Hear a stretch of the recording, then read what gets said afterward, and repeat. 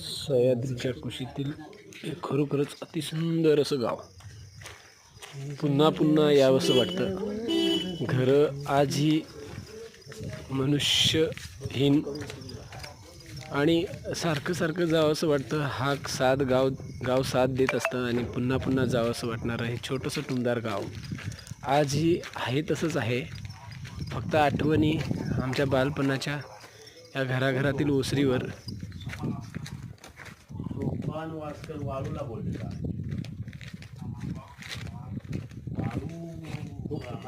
कोगली लागा नाही ना एवढ्या